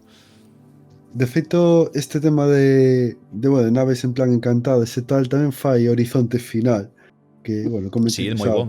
É moi ben, e aparte ademais. tamén trata por enriba os viaxes interestelares, un pouco de Comedor. pareceme unha fumada a película en sí, pero está bastante É ben. unha tamén, guapa, eu defendo moito Horizonte Final, o tema da chave No, do inferno, da porta. A min mólame moito a película, pero é un pouco fumada, a verdade, pero bueno, que está ben. Que máis medo me deu na vida, xuro. Sí, dá bastante Sí, medo. a mí me Puto parece un medo da película. tío. Total, este era Paul W. Anderson, non? Eu creo que sí, Paul S. Anderson é o... A ver, vou buscar por aquí. Mentres fala de... perdón, Alba, sigo que a seguinte nave e ímos avanzando. Nada, pois a seguinte nave entronca un pouco, eu creo, que a idea que decía Guillermo do cronótopo da nave espacial como evolución do cronótopo da Casa Gótica, porque é o Falcón Milenario de Star Wars, creo que hai que mencionalo ou sí, que é cargueiro e nave de guerra ao mesmo tempo, porque, como sabedes, conta con cañóns láser, e tamén se axusta a esta análise do cronótopo. Non sei se queredes engadir algo. Tamén podería ser aplicable esta análise, eu creo, a Estrela da Morte, ainda que sexa máis estación espacial, non? Que nave espacial. Eu aquí sou comentar que é un clásico, pero... Sí, eu creo que esta tiñamos que mencionala. Tamén o caso de Star Trek ya Enterprise, non? Que a Sí. acción transcorre prácticamente na súa totalidade no Enterprise, e ademais hai unha parte da serie que se titula directamente así, Enterprise, que é a nave insignia da flota estelar da Federación Unida de Planetas. Entón eu creo que estas son as que hai que mencionar ou sí. Eu despois tamén Que teño... distinto, non? O Falcón Milenario que funciona case como se fose pues, o cabalo do Cid, quero dicir que funciona máis como unha cousa que empregas, mentras que en Battlestar é o sitio onde vives, non é unha ferramenta tanto como o espazo que habitas, son completamente distintos. Só meter unha pequena Pero consideración que toda a cultura brutal de lore que se creou nas naves de Star Wars, a X-Wing, a Hunter non sei que, a tal, que hai unha chea de naves, bueno, que en fin, que hai moitas coñecidas a través de Star Wars, os Viper, como se chamaba, os Rapid estes, bueno, as vainas, todo, hai unha chea de cousas aí, de vocabulario propio que eu como fanático destas cousas sempre me interesa que haxa tanto que estudar, pero vaya, curiosete. ver, poderíase facer unha tese coas naves espaciais de Star Joder. Wars. Sí, sí. O que pasa é que, claro, non podemos abarcar todo. E despois tamén vou recoller o pano que tira Guillermo co do cabalo do Cid, porque non falarei do cabalo do Cid, pero si do cabalo de Don Quixote, pero iso máis adiante. Agora creo que hai que mencionar outro dos exemplos que eu creo que é canónico, que é a serie de Galáctica, que tamén transcorre nas naves espaciais, porque a Battlestar Galáctica é a nave que é un destructor espacial e que será fundamental na guerra entre Cylons, creo que se lee así, e humanos, tanto na serie original, que é de 1978, como no remake. Non teño moi claro se é remake ou non, pero na que se fai no 2004, inspirada e relacionada co anterior. Porque en ambas as dúas unha civilización humana resiste nuns planetas chamados as 12 colonias de Kobol, que permanecen nun débil armisticio cunha raza de robots chamados Cylons, que lles lanzan un ataque nuclear, non? E aparte hai a dúbida esta de quen é Cylon e quen non é Cylon. Todo o que queda da humanidade é a nave de combate galáctica, que é capaz de resistir o ataque, e un grupo de naves espaciais civís que se atopaban en voo ou acababan de despegar xusto durante o ataque. Entón, Galáctica o que fai é reunir estas naves nun convoi e isto será fundamental para que os humanos sobrevivan os ataques dos robots e outros perigos mentres buscan a salvación na 13ª colonia, que sería a Terra. Entón é outra vez a nave que nos sitúa nun tempo e nun espazo futuros e que opera como motor da acción. Sí, bueno, E despois a última... Perdón. Que digo que no caso de Battlestar Galáctica a nave que pode saltar tamén, non? Foi un pouco hiperespacio e todo o rollo. Está guapísimo. O primeiro episodio o sea, quizáis o máis interesante de todo Battlestar Galáctica é o primeiro episodio onde encontran esta idea, porque é a leche. O sea, a idea desta especie de Arca de Noé loca acompañada, o sea, é unha mestura da Arca de Noé bueno, a ver, co episodio de Dunkerque, sabes? Sí, é unha cousa loquísima. Toda a serie ten un componente religioso super forte tamén, Sí. pero bueno, que sí. Bueno, efecto porque o creador era mormón, por certo, pero bueno. Sí. Lol. Sanderson tamén é mormón, se a alguén lle interesa este dato de mierda random. E nada, por último vou falar de Spans, que é unha serie de ciencia ficción que afonda nos aspectos tecnolóxicos, científicos e sociais máis notables do xénero, e tamén dunha maneira bastante realista, polo que lín, porque o produtor executivo, que é Naren Shankar, non sei se o estou pronunciando ben, é doutor en física aplicada e enxeñería electrónica, e tamén foi guionista de Star Trek e produtor da canle de Science Fiction. Nesta serie, ademais, bueno, na serie podes facer unha lectura política, eu aí non vou afondar, pero nesta serie a Terra e a Lúa son xurisdiccións de Nacións Unidas e os seus habitantes son terrestres. Creo que a capital estaba en Nova York ou unha cousa así. Marte ten un goberno chamado República Congresional Marciana. Creo que aquí hai reminiscencias que a República Chinesa, pero sí, bueno, é dicir, con Unión Soviética tamén. A Unión Soviética, vale. É que eu sei, o sea, estive mirando e sei que ten lectura política, pero sí, unha pasada. Bastante, sí. E despois, a República Congresional Marciana é unha colonia independente de carácter militar e os seus cidadáns son os marcianos, claro. E despois hai un grupo humano que está diseminado polo cinto de asteroides e as lúas de Xúpiter, onde reinan a anarquía e os señores da guerra, que están rexidos daquela maneira pola alianza de planetas exteriores. E os seus habitantes son os cinturinos. Entón, a serie, e aquí é onde entra o Quixote, ou o cabalo do Cid, a serie está protagonizada por 4 tripulantes dunha nave marciana de combate que se chama Rocinante. Son 2 terrestres, un marciano e unha cinturina. Non vou dicir que pasa, se queredes xa veredes, pero nesta serie as naves de cada unha das civilizacións son distintas de acordo cos propósitos de cada raza. Entón aí xa temos o cronotopo levado ao máximo. E non sei se Darío quere dicir algo máis. Sí, a ver, é que The X-Files para min é a mellor serie de ciencia ficción dos últimos anos, sen dúbida alguna. Non só polo tema da historia, que está bastante ben contada. Igual a última tempada non sei se aquí alguén a viu, pero pareceme un pouquiño peor xa. Ademais que creo que marchas un dos autores, bueno, por cosas un pouco turbias por parte do actor, pero a serie sí que, o que diste, moi realista, no feito de que notase o efecto da gravidade na aceleración, por exemplo, non?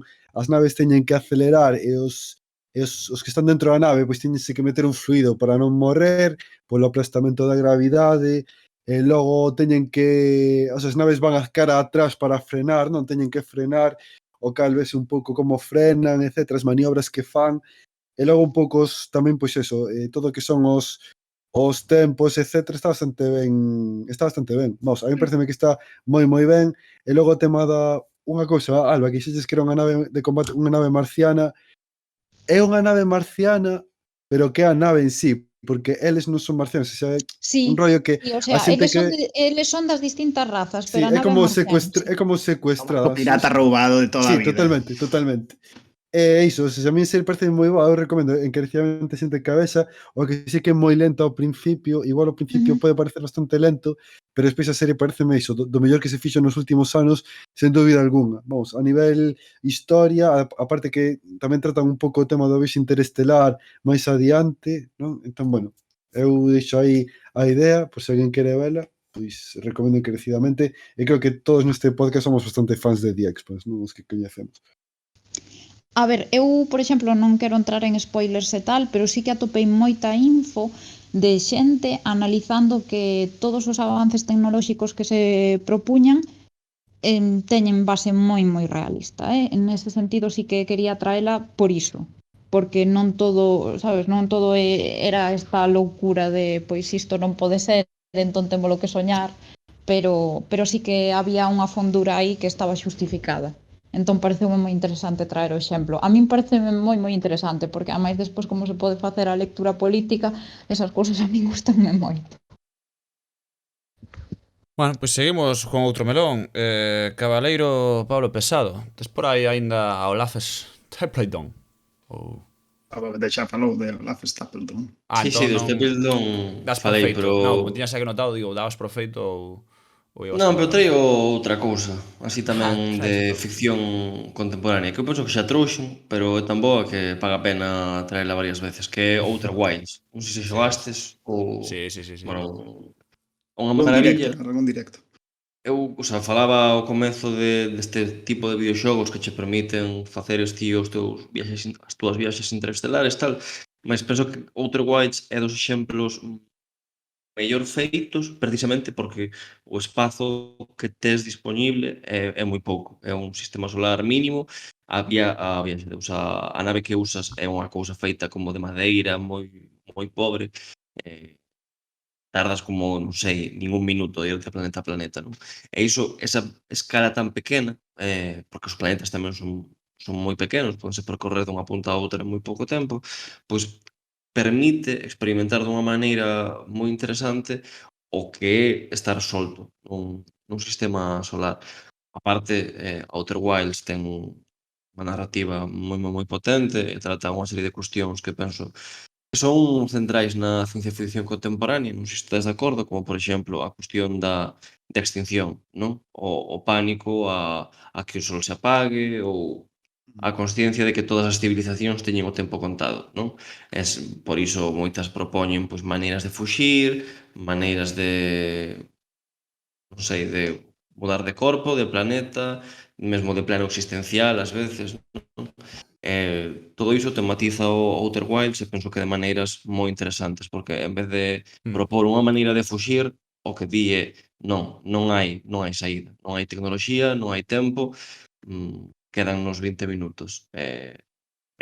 Tematiza precisamente a aceptación da morte. E penso que iso non ten moitas comparacións, ou polo menos a min non se me ocorren moitos exemplos, non sei se a vos tédelos. Córrenseme. Despois, cando fale da traxedia... Bueno. Claro, Por aí aí, pode saír, a ver, agora non se me ocorre, pero sí, eu creo que é certo punto do sol, non como final, como conta atrás da humanidade, non no noso caso, pero de calquera raza, porque dependerá do sol e tal, ou do seu sol, ou de calquera sistema deste estilo, pois é certo que un momento, como se diría, íntimo, como pouco para calquera civilización, non? Veremos que pasa, non? No noso caso. Hai caída da lúa... Sí, a caída da lúa no Majora's Mask que está pensando agora tamén. Pois mira tamén, non? Outro clásico. Que aí é unha viaxe á lúa tamén, porque ao final acaba sendo. moi por clásica, certo, ademais, como moi toda esta clásica. idea do sol que se apaga ven da novela de Olaf Stapledon, de Star Maker. É moi curioso porque daquela creo que non existía o coñecemento real de que o sol estaba camiñando cara ao seu apagamento, non? O sea, que se sabía de estrelas era máis ben pouco. Mais Olaf Stapledon conxectura efectivamente que ese é o destino xeral do universo, non? Perda de enerxía. Non, penso que non eran nin os 50 cando publicou o Star Maker. A partir de aí fíxose moi forte este tópico. Rodicio, ti que? Queres comentar algunha... A verdad que parece que foi a entrada perfecta, porque teño a sensación de que nos últimos minutos vimos como as dúas vertentes do que son as viaxes interespaciais, que son a parte máis aventuresca, que cando falamos de The Expanse ou de Star Wars, e a parte máis tráxica que podíamos ver en Outer Wilds, non? E penso, falabas antes ao principio de que te chamaba moito a atención de como tiñamos tanto vocabulario sobre ciencia ficción de viaxes espaciais e en realidade sobre como a ciencia ficción, en particular a espacial, se convertiu como un pouco no centro da nosa cultura. E eu penso que é interesante entender que, o sea, analizar esta relevancia en da perspectiva de que a ciencia ficción é o entorno perfecto para retomar o xénero da traxedia e ao mesmo tempo o xénero da traxedia é o que máis conecta co noso espírito da época, por decirlo así. Aguantádeme aquí un segundo, sei que é un pouco reviravolta, pero aguantádeme que vou intentar explicar. Basicamente a idea da traxedia, creo que todos entendemos basicamente o que é a traxedia, non? É unha historia na que os protagonistas ou os personaxes se ven golpeados por forzas naturais ou forzas divinas que os aplastan. Que, na traxedia o Deus Ex Machina non é un elemento narrativo, senón que é o centro. O sea, os personaxes están atrapados por un destino do que non poden escapar e a través da catarse o público como que percibe esta inescapabilidade e aprende algo ou disfruta dese momento, non? En cambio a traxedia, sobre todo dende o Renacemento e do século XV para adiante, despois coa Ilustración e a Revolución Industrial, perde forza porque como sociedades xa non nos interesan esta especie de humillación persoal ou sentirnos pequenos frente ao mundo, porque o home ou o ser humano está colocado no centro da natureza e de repente podemos dominar todo, controlar as máquinas. As historias convírtense máis en dramáticas, en loitas entre persoas e non tanto en loitas da persoa contra os elementos, non? Porén, aquí conecto co que comentaba ao principio das historias, da idea esta de Alba, da importancia de Einstein, a revolución física do século XX, tanto coa relatividade espacial como despois coa física cuántica, de novo coloca o ser humano nunha esquina super pouco importante do universo onde non pintamos en realidade nada, ni temos ninguna especie de misión, nin nada. E en este contexto é lóxico que todas as ciencia ficción espaciais triunfen retomando a idea da traxedia, de como nos enfrentamos a un universo que nos golpea, que é claramente superior a nós dende a punto de vista das forzas, das distancias, dos tempos. En particular, a viaxe espacial, neste sentido, ten esa doble naturaleza de viaxe espacial aventuresca que conecta coas viaxes marítimas de outras épocas, pero ten toda esta outra vertente que serían as viaxes traxedia, onde en particular o tempo xoga sempre un papel moi interesante. Pensaba comentar, supoño que tedes todos na cabeza quizá esa representación máis interesante da potencialidade tráxica da relatividade espacial, vémola en Interstellar, neste momento onde ves o protagonista falar coa súa filla que nese momento ten a mesma idade que el e el marchou como hai unha semana de viaxe, sabes? Unha cousa que no fondo é moi tráxica, é como unha especie de revelación case de Edipo, de decatarse de como o mundo físico te está golpeando de maneiras que non podes comprender, non? Tamén se pode ver noutras historias sobre viaxes espaciais. Pensaba aquí nuns episodios que hai, bueno, tocas en varios episodios, pero hai un episodio en particular de The Twilight Zone onde falan dunha viaxe super longa duns astronautas que están como metidos en sono crioxenizado, do que falaba antes Carlos, pero que están vivindo como nunha especie de pesadelo infinito onde despertan, pensan que despertan, pero en realidade non están expertos e están como atrapados nese pesadelo infinito provocado polo son. É guapísimo porque cando acaban de Twilight Zone sempre había como unha especie de presentador que explicaba pois cal era a moralina, non, da historia ou a mensaxe que se pretendía transmitir, que era en plan, non hai que ser demasiado ambicioso ou hai que ter cuidado cos estranos, pero en cambio, cando acababa este episodio dicía, cando empezaba este episodio e outros que eran puramente tráxicos no fondo, sempre acababa dicindo algo así, en plan, joder, menuda locura se isto ocurrise. E penso que está guapísimo porque sintetiza moi ben a atracción que sentimos por estas historias tráxicas que a ciencia ficción, e na fantasía tamén, en realidade tamén retoma un pouco isto, pero hoxe estamos falando máis de ciencia ficción, esta idea de que nos sentimos atraídos por esa incapacidade para soportar, o sea, esa imposibilidade de triunfar, estar atacados por todas as partes polos elementos, non? E era un pouco o que quería falar, porque no fondo tamén o ves noutras obras de ciencia ficción que non son estritamente de viaxes espaciais, como en Arrival, que introduce a idea do tempo circular a través da linguaxe. Bueno, outro día quizás falamos de Arrival, pero no fondo tamén unha historia tráxica na que a personaxe está atada dende o principio cara ao final por un predestino, non? Non sei como o vedes. Que de Arrival, dende logo, algún día habería que... De Arrival daba un bo monográfico, non? A verdade, no tema na idea da linguaxe e tal. Fora diso, non? Eu estou de acordo con que dixeches, Guillermo. Sí. Sobre Arrival. Sí, pero todo o que comentabas é interesante, non? Sí que se pode ver, non? Creo unha traza sempre de Ilíada, mesmo do Odisea ou de algo similar, non? Tanto para a ida ou para o retorno, depende como quiramos ver as viaxes interespaciais. Hai moito, está claro que hai exemplos, pero gustoume, por exemplo, non? Por exemplo, en Interestelar hai unha viaxe, pero que ao mesmo tempo esa viaxe, por exemplo, é moi curiosa, porque eles realizan unha viaxe que ao final resulta ser un pouco falsa, non? Porque realmente ao final fa unha viaxe de volta tamén, porque se supónse que esos seres dos que les falan son eles dentro de non sei gato en tempo, mesmo el queda situado en terra de ninguén, non? A persoa que fixo a viaxe logo queda situada no tempo totalmente fora, non? Tanto como que a súa propia filla renuncia a él, non? Decirlle, vete que a persoa que está, a única persoa coa que podes estar está por aí perdida no espazo, non? Ou nese próximo planeta.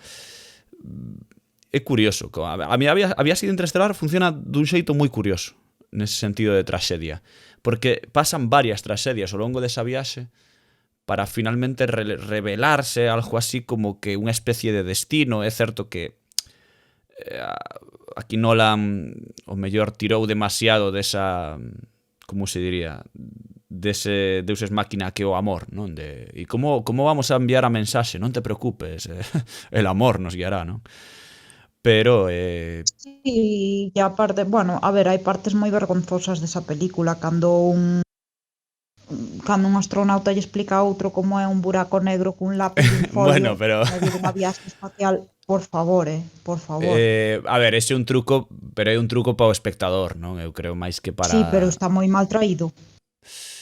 De todos os modos, a cuestión do amor non queda moi ben, pero é precisamente o que fai que sexa unha traxedia, non? Sí, claro, por suposto, claro. Existe un destino, ímonos tirar a él, aceptalo con súas consecuencias, porque vai nos levar a un lugar do que non podemos fuxir, non? Claro. O sea, é moi New Age, é moi kitsch, pero...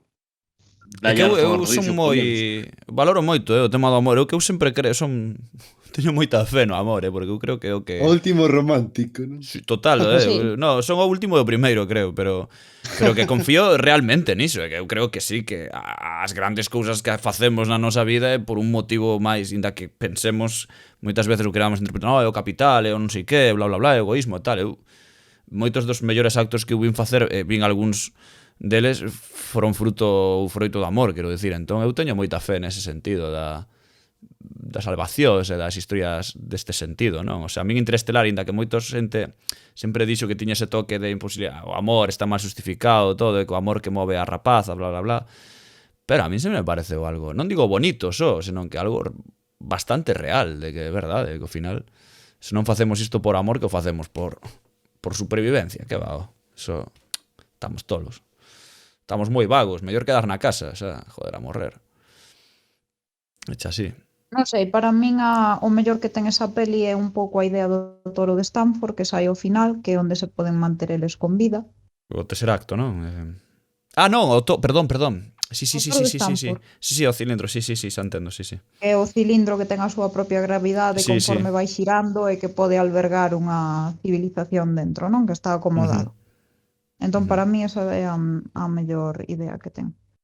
O final tamén, Rodicio, que decías, non? Das tragedias e tal. O final tamén é que é certo que buscamos novos espazos, simplemente, non? De interpretar as historias, non? O mellor, máis aló da fondar na viaxe interestelar, que podemos, creo que intentámolo. Tamén é certo que ás veces simplemente buscamos novos fondos, non? En moitas destas novelas que dixemos, ou películas, realmente a metáfora suelen ser as metáforas de sempre, pero cun telón ou un pano de fondo novo ou máis orixinal, non? E creo que disto temos falado bastantes veces no Valeiro Perfecto, cando falamos de ciencia ficción, non? De simplemente, por exemplo, o tema de Avatar, o tema ecoloxista, ou, bueno, tenemos calquera exemplo que poidades pensar, non? Pero non sei se tamén hai podríamos ás veces pensar que simplemente a viaxe interestelar por darlle un pouco ese aire de que a carretera Ruta 66 está moi vista. Evidentemente non, pero...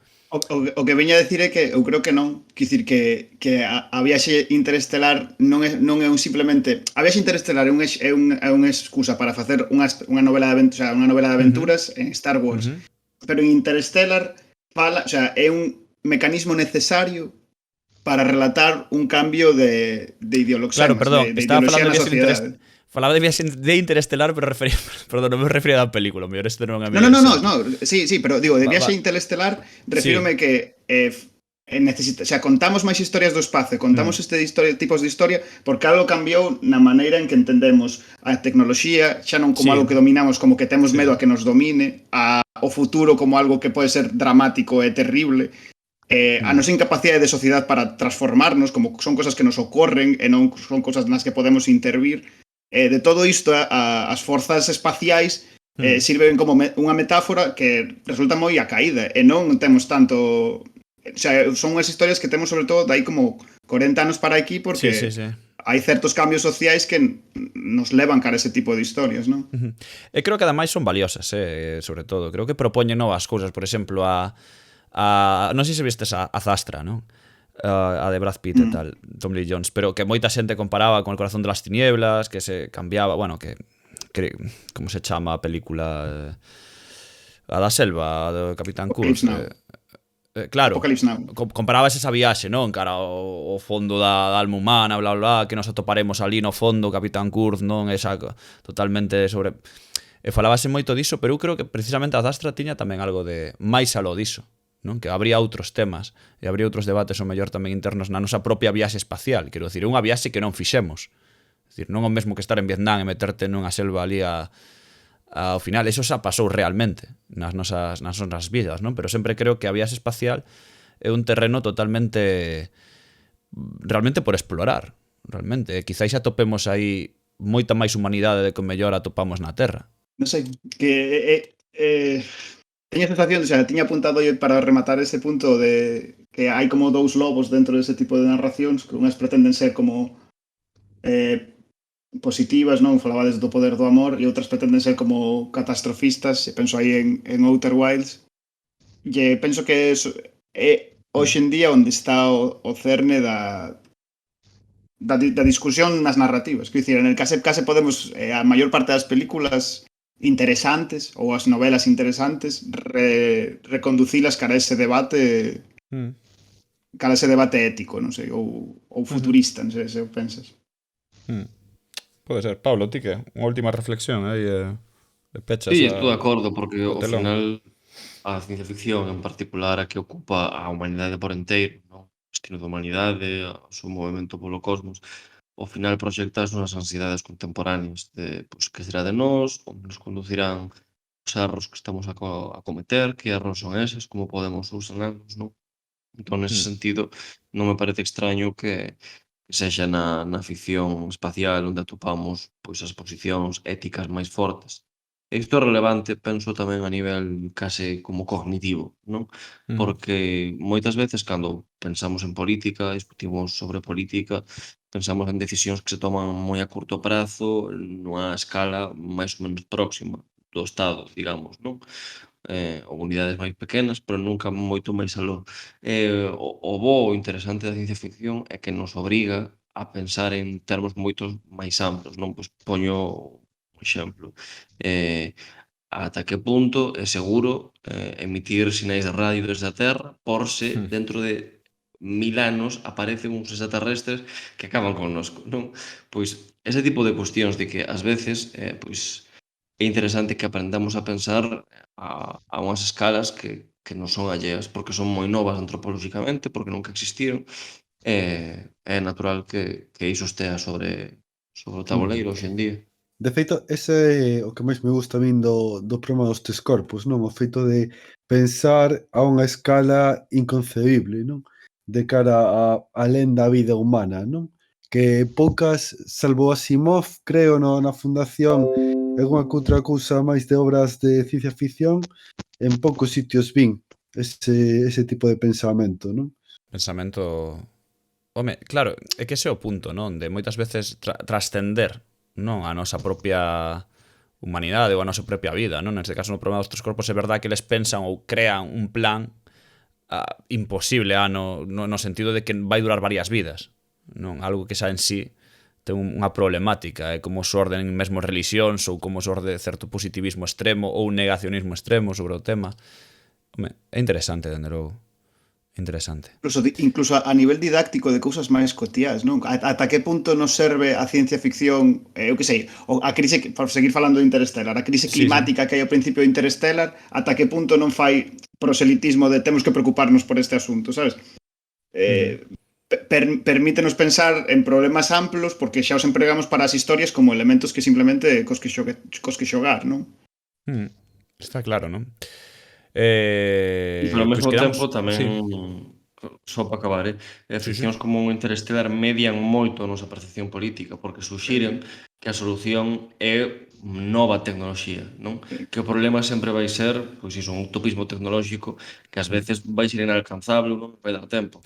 Igual a solución ao problema ecolóxico ten que ver con outro tipo de cousas, non? Pois coa planificación centralizada da economía ou con socialismo en xeral, vai.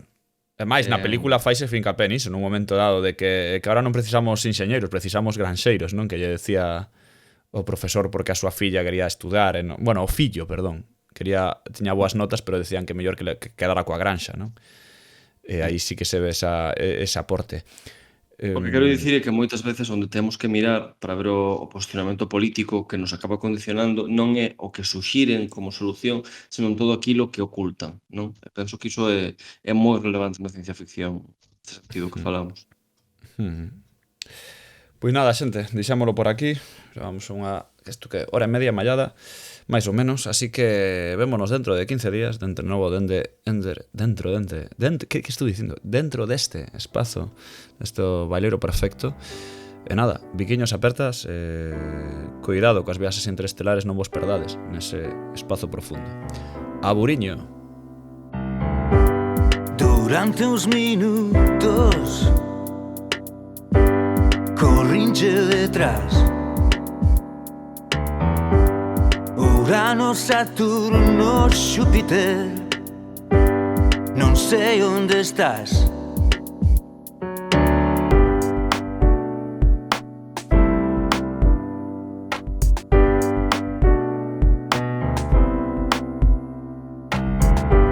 Sentado no porche, todo está en paz. Eu son o último terrícola, non fun quen de marchar. No meu telescopio, made in Taiwan.